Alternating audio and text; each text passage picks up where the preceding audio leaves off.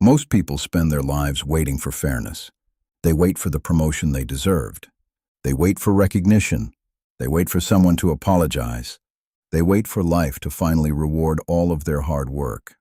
And while they're waiting, someone else moves forward. Miyamoto Musashi understood something that many people still struggle to accept over 400 years later. Life isn't fair. It never has been.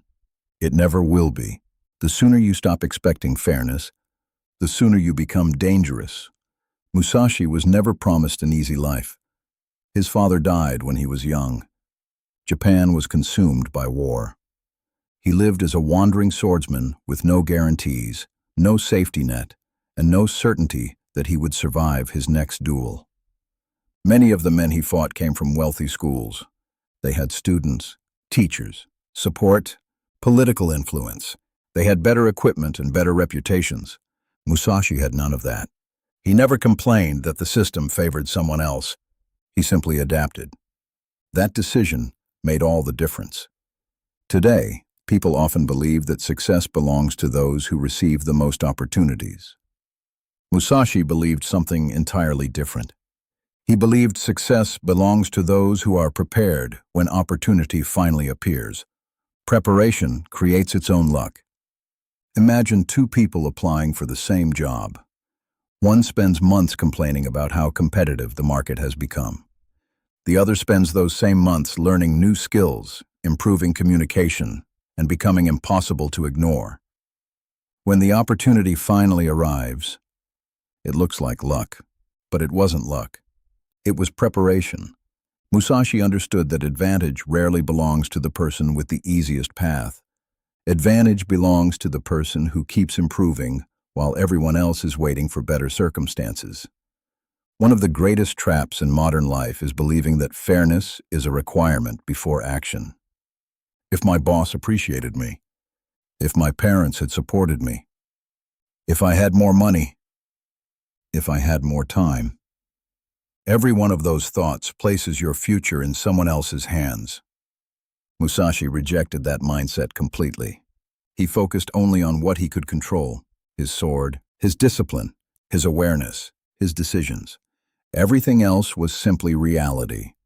Reality didn't need to be fair. It only needed to be understood. This way of thinking removes something incredibly heavy from your shoulders. You stop asking, "Why is this happening to me?" Instead, you begin asking, "What can I do now?" That single question changes everything. Complaining consumes energy. Adapting creates momentum. Think about nature. The strongest tree isn't always the one that survives the storm. Often it's the tree that bends. Water doesn't argue with the shape of the river. It adapts. It flows around obstacles. Eventually, it wears away solid rock. Musashi admired this kind of flexibility. He constantly changed his strategies depending on the opponent. He didn't insist the battle should happen on his terms.